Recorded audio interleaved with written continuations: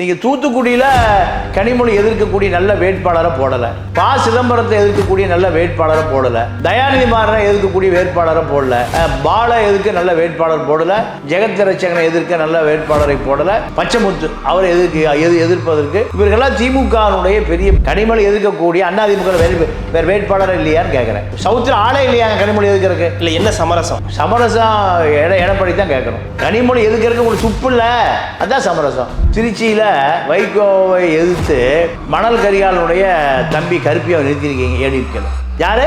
மண்ணு திருடுறான்ல மணல் கருப்பியா பையன். இதான் அதிமுக. யார் அந்த கருப்பியா? திமுக தமிழச்சி தங்க பண்ணி போன முறை எம்பி. ஆமாம், இந்த முறை சீட்டு கொடுத்துருக்காங்க. இந்த முறை நீங்கள் ஓட்டு போடணும். இது மக்களுக்கு பிடிக்கல. எல்லா இடத்துலையும் இப்படி திருப்பி அனுப்புனாங்கன்னா தான் அரசியல்வாதிகள் விழித்துக் கொள்வான். மக்கள் விழித்து கொண்டா தான் அரசியல்வாதி விழித்துக் கொள்வான். இது ஒரு நல்ல ஆரம்பம். இதே போல தமிழ்நாடு முழுக்க நடக்கணும்னு நினைக்கிறேன். இதுக்கு முந்தைய ராமநாத் வந்ததே இல்லையா? அவர் தேர்தலுக்கு வந்திருக்காரா? இல்லை சட்டசபை தேர்தல் பிரச்சாரத்துக்கு வந்திருக்காரா? இல்லை நாடாளுமன்ற பிரச்சாரம் எதுவுமே இல்லையே. இப்போ பிஜேபி தாமரை சின்னத்தில் நிற்கலையா போயா அப்படி நான் தாமரை வேண்டாம், நான் சுயேட்சை நிற்கிறேன்னு வந்திருக்கேன். இப்போ ஓபிஎஸ்னுடைய அரசியல் அடையாளம் முழுசாக அழிச்சு போச்சு.